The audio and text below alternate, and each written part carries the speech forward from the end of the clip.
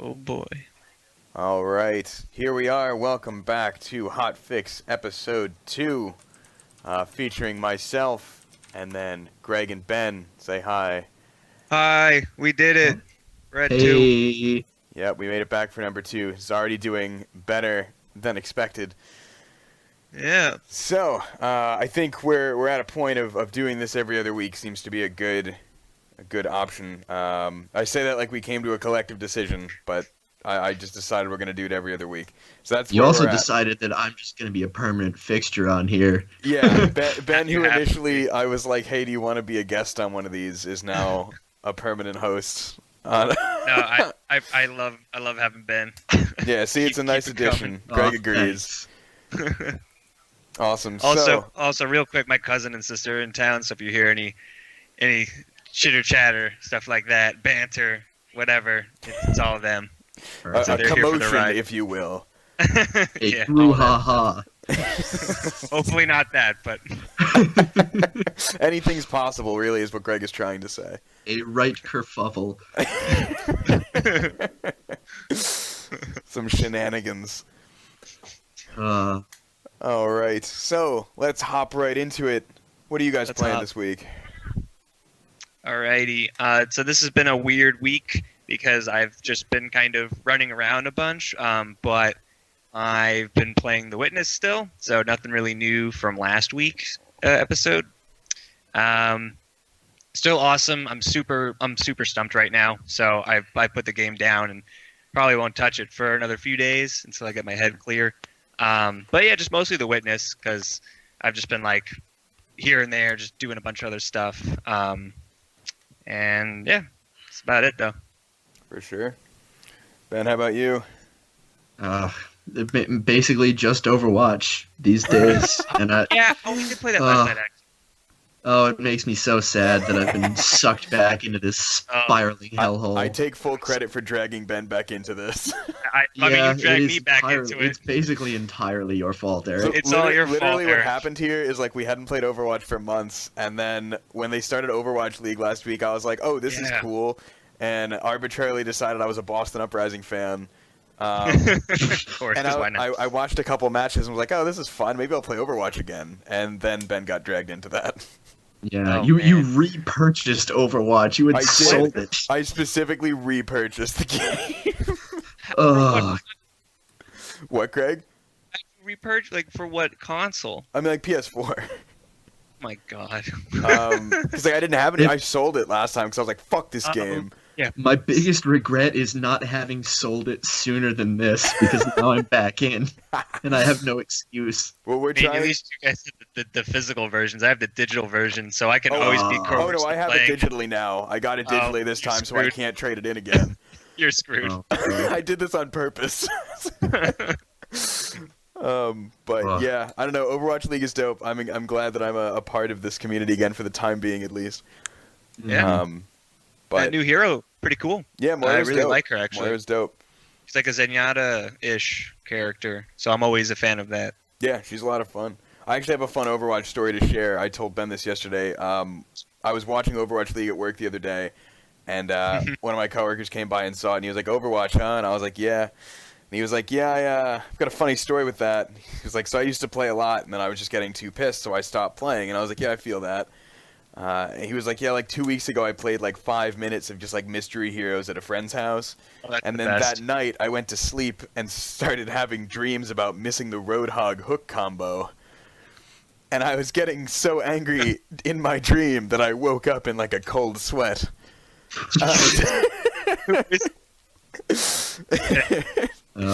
So Incredible. none of us have hit that point, as far as I know. Not yet. Yeah, no, I haven't had any rage dreams about it. I feel like if that day ever comes, I'm snapping my disc in half and lighting the case on fire.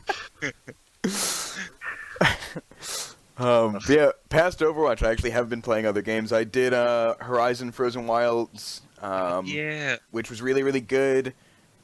Is more Horizon, which is just a good thing. And then the other day I played Oxenfree, which is a really cool indie game. Oh, I love that game. Yeah, I had never My played sisters it. actually played that game too. Actually, it's great. I didn't really know what to expect from it. I was just told to play it, and I dug it. It was really cool. Yeah, it's great. You can play that game like 3 or 4 times, and there's still like nuances to the narrative. It's actually like super impressive how much is changing and different for each time you play it. Yeah, I looked it up just to see like what happens on multiple playthroughs and stuff. And yeah, Ben, it's really neat because like it's Telltale style, right, with dialogue and stuff. But it never once actually tells you if you do something that's really going to be remembered.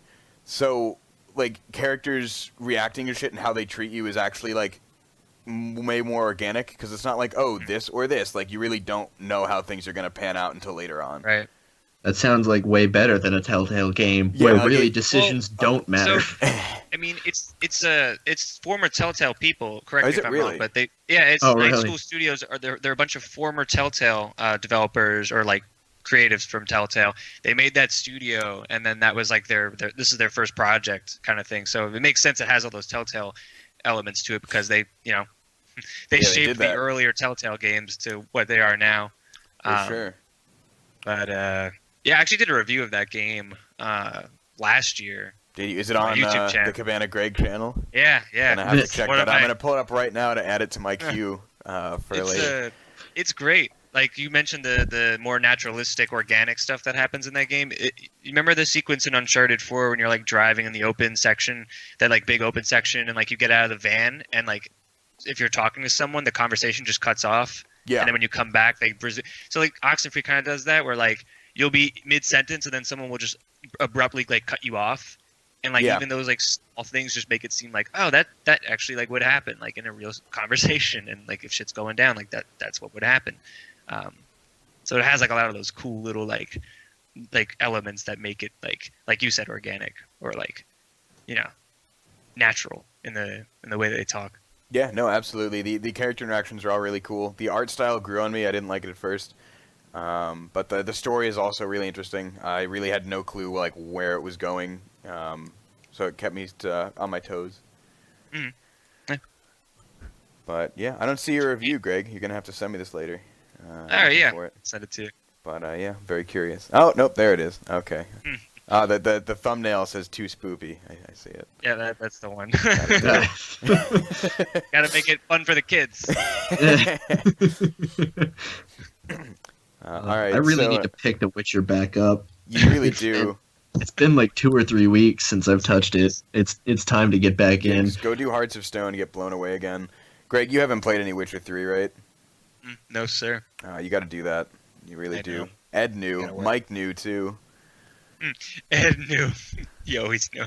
I was talking to Ed the other day for the first time in a while because I had finished like the 3rd Witcher book, and I was like, dude, what the fuck? And he was like, yeah, right?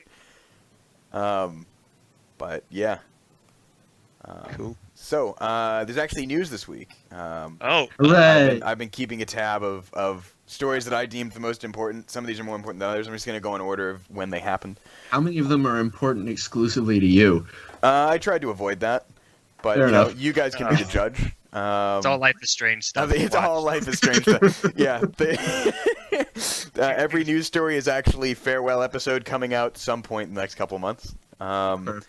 But no, so the first one, which is just more interesting than anything else, is that Steam, about a week and a half ago, broke the record for number of concurrent users again. Oh, wow. The new record is 18.5 million people at one given time. Jesus. That record was set on January 7th, and PlayerUnknown's Battlegrounds was the most played game on the platform with 3 million peak concurrent players. Of course it was. So that has beaten Dota 2 and Counter-Strike by a lot. So I just thought that was interesting. That's also up 14 million players over last year, just like total. Wow. Wow. So Jesus. The game's just growing. Doing pretty well on Steam. Ugh. Yeah, I'd say so. That community, man. Fuck that community. But yeah, so that was the first Steam story. The second one is that after, I believe, knocking the price down last year, Sony is now expecting 130 more PlayStation VR games to come out this year. Awesome. Perfect. Maybe I'll buy one. Yeah. If all 130 games come out, that would be an 86% increase in terms of games available for the platform. Jeez. So now we just have to worry about the quality over quantity. Yeah. Yeah. Part of that story, but It's VR stuff, so it's like App Store crap. It's either good or it's fine. Yeah, I believe though. I think even if there's only a couple of good ones, I think that'll be enough for it. Yeah. It is selling better than it was. I think they've said they sold about 2 million PSVRs now. Oh wow. Which isn't great, but it's better than it was when it came out. Yeah. Well, to be for fair, sure. there hasn't been much for it. So Exactly. yeah. They're having the Wii U problem a little bit, but I think they're starting to fix it. Hopefully. So that's that. They also just announced a new Vive, I believe.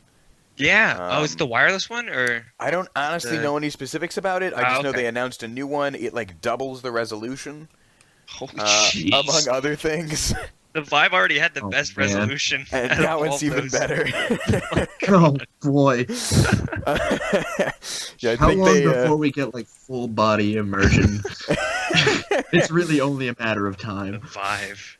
yeah, so it's the Vive Pro. They actually did announce a wireless adapter for it. I just looked it up. So that's a okay. thing. What else does this thing have? The new resolution is 2880 by 1600. Okay. The DPI is 615, which is a 78% increase over the current one. Jesus. You can get it without the controllers and stuff if you already have those. It's coming out in the next couple months. No pricing yet, but something cool to be on the lookout for. Yeah. I don't think anything's Yeah. happening with the Rift right now, so at least one company is doing something productive. Burned. Next up on the list, 343 Industries those guys. has said that Halo 6 will not be arriving in 2018, obviously, but that there may be other releases that, quote, surprise you. Okay. So don't expect a remastered? Halo 6 announcement, but some other Halo spin-off maybe at E3 this year is what this sounds like to ODST. me. Something. ODST 2. Oh, yeah, ODST maybe. remaster and an ODS 2. ODST 2. Maybe. They also could announce Halo 6 at E3 and just not release it. They just said no releases, and these games usually have a couple years of time between announcements. Not that anybody, I think, really gives a shit about Halo 6 anymore, but Right. I'm sure Microsoft is hoping they do because this is one of the only franchises they have left. Yep. Yeah. It's sad but true. They have no Yep. scale bound now, so They I don't have made scale. this. I Nobody has made the scale jump bound. to Sony. So Yeah, you made a good everyone over needed decision scale here. bound. Up next, Dark Souls remaster. yes. Oh yeah. That's all the whatever. news I have for that. That's just cool. I'm glad that it's happening. I'm You're gonna playing buy on it. your Switch. I'm not gonna buy it on my Switch because playing that on the Joy-Con sounds horrible. All right, But, but Eric, I come on. think that's just the next step in your Dark Souls life. Exactly. I'll do that. Well, You I'll need to never- become I'll one never of be those able to- people who plays the game using bananas. I was gonna say I'll never be able to beat Banana or Fidget Spinner guy. So But you could be Joy-Con guy. I could be Joy-Con guy. Yeah, Greg, have you seen Fidget Spinner guy? I've heard about it. I haven't seen it though. Yeah, he rigged up like a bunch of fidget spinners, so when he spun them, they did different actions. So he played the Oh, game that's by spinning crazy. fidget spinners on the table. Just That kind of sounds too ridiculous. stressful. Yeah. Following that Dark Souls remaster, keeping on topic with that Nintendo Direct, a couple other big announcements from it. Most surprising of which was the World Ends With You remaster. Wait. What? Yeah, that's a thing. Whoa. Wait. Whoa. What? Wait. That's getting remastered? For Switch. Holy shit. I am buying a Switch tonight. I shit you not. That is my favorite, one of my favorite games of all time. I love that game so much. It includes some new content. I'm glad it's happening. I my never got a chance to God. play it, so this gives me a Holy good shit. excuse. I've never even heard of it. What have I been missing? It was like it was a really like cult fan base kind of RPG for the DS that had a really Okay. cool combat system that incorporated both screens at once. Oh, all right. See, yeah, I never really had a DS. I mean, like, I had one of like the first generation of DSs, and then never really played much on it. So yeah. See, this is one of those games where like it was so like it sold not great. So if you tried to get it after the fact, it was like $50. Yeah. So I'll a sell lot you of people mine haven't for played 20. it. What? Oh, you're selling I'll sell you it? mine It's for 20. fine. I actually just sold my DS, so I'm out of the running for that. But yeah, I was like, I need to play slightly less video games. Not owning another console might help with that. So the DS went the way of the wind. Fair enough. But Other announcements from the Nintendo Direct: new Mario Tennis, complete with single-player campaign. Okay. A Sure. single-player campaign. I don't know if it's a campaign per se, but single-player story of some sort. There is a single-player mode. It's the first time a Mario sports game has had that in quite a while, if I remember correctly. I think mode is the more appropriate word. I like the idea of it being a campaign. Yeah. Like the new FIFA could be like a There's Mario like a whole plot where like Wario and Waluigi are trying to sabotage the competition. Okay, but actually tell me that wouldn't be great. Oh, it absolutely would be great. And then the other big announcements were just a couple of old Wii U remasters. Sorry. The two specific ones were Donkey Kong Country Tropical Freeze. Is coming out on Switch, and also Hyrule Warriors is getting a definitive edition with all the content from both the original release and the 3DS one coming out on Switch in May. So that'll be pretty dope. I'm pretty excited for that one. Wow. Yeah, so that was the Nintendo Direct. So nothing huge, but a couple of good game announcements. Nintendo really needed something to come out this year, so even if it's just remasters, it's better than nothing. I mean, the world ends with you. They already have my money. I'm 110% serious. If anything, the one takeaway from this podcast is like Greg will be buying a Switch with the Direct. For World Ends With You. Yeah. No, that's fair. Man, maybe I'll have to invest. You should, dude. Switch is a great if it's console. as good as you say. Yeah, buy a Switch for it, Ben. We just need a Zack and Wiki remaster for the Switch, and then I will be set for life. I don't know if we're getting that one. That might be asking a little much. God damn it. That game is actual gold. I love that. Anyway, I love that game. Well, my favorite thing about this Nintendo Direct is that the Dark Souls remaster was announced during it. Like, somehow Nintendo got the go-ahead to be the leads on that, and that's kind of great. Yeah. There's that $450 Dark Souls remaster collection I really want. But anyway. It's not coming to America yet. I'll buy the Japanese one if need be. Okay, and everything will be in Japanese and you won't understand a word. I will learn. All right. Up next, Overwatch League. We mentioned this before. So the only things I'm really going to discuss with it is that Twitch reportedly, in buying the rights to stream it exclusively for the next 2 years, spent $90 million. That's a lot of money. So clearly they see a pretty large venture here. Hopefully it pans out. Yeah. And the second number from that is early numbers from it. On day one, the peak viewership was 415,000 people. I don't know where those numbers have gone since then, but it's a pretty strong start. I, for one, am going to start watching some of these games live. I'm excited to see Boston get destroyed by Seoul on Friday night. I'm actually trying to get tickets to go see the Overwatch League at the Burbank Center in Los Angeles over here. That'd be dope. You should go with Vitor. Vitor wants to go. Oh, man. Yeah, I can't wait. I'm How much are excited. tickets going for that anyway? I don't know. My buddy's he's in charge of that because he wanted to go with a friend. He just kind of was like, hey, you should come too. I think he's buying them sometime this week. So I'll find out, I guess, when I get the Venmo request.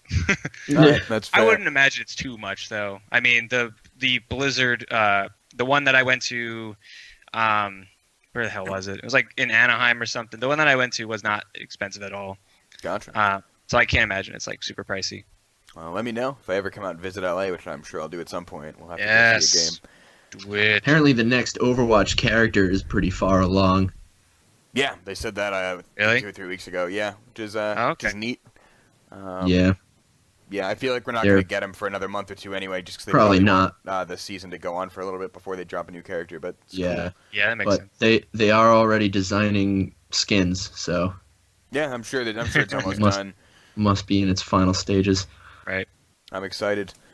We need a defense here. I don't think we've gotten one in a while. But yeah, or a tank. Have we actually gotten any new tanks? I don't think we have ever. Is Orisa a tank? I thought she was defense. No, tank. No, she's in the tank. Oh, so if she's a tank, then we've never gotten a defensive hero. Right, we never got correct. another builder or something. So maybe we'll get something like that soon. Maybe. We've gotten 2 supports. Yeah, enough with the And supports. 2 attack heroes, I believe. 2 attack, right? but Sombra's different enough where I don't really consider her like a standard. She's more support. Yeah. Fair enough. But So 3 support. and the last thing I have on my list, and this will probably tie into something we talk about later, Quantic Dream is under fire. Uh-oh. For apparently an incredibly toxic workplace filled with sexual harassment and racism. Awesome. Isn't that a French studio? I believe so. Then it makes sense. No, I'm kidding. That's terrible. But that sounds terrible. Yeah. I mean, it's what it is. But yeah, a bunch of people have come out, a bunch of past employees and stuff, and said the culture was like incredibly toxic, and that David Cage himself hasn't necessarily been the person doing it, but he also hasn't been doing anything to stop it. And it is a very prevalent culture. It's not like you just didn't see it. It's everywhere. So curious what comes of that. I'm sure nothing major is going to happen because it's a game. It's studio, not a movie. Yeah. But Maybe. I'm curious what Sony does specifically, if they try to distance themselves from it or if they acknowledge it or whatnot, because it does directly affect them. Yeah. And this is not a great thing to happen to any company right now. So we'll see. This might actually hurt sales of Detroit if it gets a little more traction in the industry, because any kind of allegations right now are just destroying sales, which is fair and should. But we'll see what this does for that game specifically. I mean, the only thing people listen to is when you hit them in their wallets. Pretty much. I mean, that's what it seems like. So yeah, we'll see what comes of this. This came out, I think, a few days ago, and I haven't heard much since. So it's possible this just gets swept under the rug and never mentioned again. But I hope not. You would hope not. Yeah, like one would hope, ideally. But we are, unfortunately, that we're talking about this in a game, in the game industry, which is not really the best place for this to ever be touched. Right. But we'll see. We'll see. I'm sorry, they were sexist, not racist. That actually is an important distinction. Oh, I thought you said sexist. I said racist. I meant sexist. So I'm glad that it still fits with what I said earlier. Then never mind. No, for sure, absolutely, absolutely. But about the French? Specifically about the French. Yeah. Okay. I don't know if I told Erik about this article or not, but there was like an article floating around by like one of the big newspaper publications, like talking about there was a domestic violence scene in that game, and it was questionable. In Detroit, the right? game was in Detroit, and it was getting like a lot of weird negative press, even though it didn't really show the father like taking like or physically abusing anyone. It was suggested, and the media outlets still like blew up with like, oh, it's like too obscene and vulgar, and I forget the exact wording they used, but it was something to the extent of like it was like horrific or just disgusting or something like that. And I watched the clips that they had online. It wasn't that bad. I don't know why this game. I mean, this article this news story that you talked about makes sense why it would be getting this kind of negative press, but I don't know why I saw that article and it was getting negative press in the first place. I feel like this game and the studio have just kind of been like not in a great spot. For sure. I remember when that one came out, actually, I was equally confused why people were losing their shit over it. It was totally suggested and not like it wasn't malicious at all in the way that it was like directed, I mean, even if you show it directly and don't shy away from it, I don't think that's necessarily a problem if you're not glorifying it. It's not. And exactly. From what it was definitely clearly playing it as a bad thing, regardless. Yeah, absolutely. I don't know. I don't see an issue with it. The double standard between different forms of entertainment on that is also really interesting. Like, I saw I, Tonya over the weekend. Really good movie, by the way. You should see it. But like domestic abuse is a very consistent thing in that's shown very, very blatantly. Always in a negative light, but very shown. And I haven't heard a single word about anybody being like, God, I can't believe this is in the movie. So it's interesting that the game is getting targeted, but like movie does that all the time and is getting nominated for shit. It's weird. But yeah, so Detroit might be in a bad spot. Completely aside from it as a game. Right, because we have no idea mechanically how that thing's I have some ideas, but I mean, yeah, me too. Awesome. So that segues pretty nicely into our main topic of the day, which is our most anticipated and least anticipated games of 2018.